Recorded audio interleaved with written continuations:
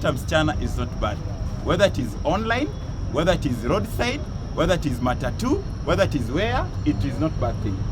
But the only thing is that, ladies, kile ambacho lazima ujue, the person that you date.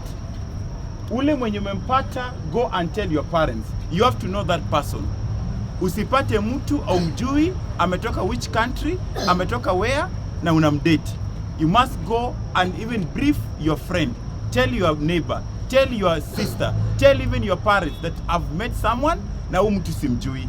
Ndio wakuelezee that huyu mtu ni mbaya ama sio mbaya. But the process that tunapata msichana ama the process that tunapata mwanaume na uja investigate huyu mwanaume anatoka wapi, hapo ndio imeleta issue of death, issue of killing, and let us not condemn about killing. Killing is not a bad thing. And again, killing also is a bad thing. It's not a bad thing and also is a bad thing. The reason why killing is not a bad thing.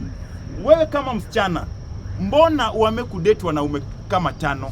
Unakula pesa huyu, unakula pesa huyu, unakula pesa huyu. Una expect ule mwanaume atafeel aje? You get the point? And another thing, killing also is a bad thing. It's against the traditional.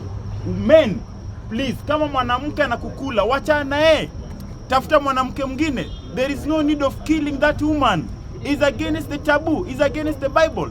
Wacha na mwanamke and look for another ladies. So let us try as much as possible. Let us train our daughters. Let us train our sisters. Na tueleze hichi kiti ni kibaya. Na lazima tueleze fanya 1, 2, 3 in order usiuliwe, in order wasikuabduct, so that mambo yetu itakuwa poa. Let us be like Southern Sudan. Uwezi oa msichana, uwezi tamani msichana, utauliwa. Kenya lazima tukuwe na sheria ile kama hujaoa usitamani. Mwanaume ukitamani msichana unafanya nini? Unauliwa. Thank you.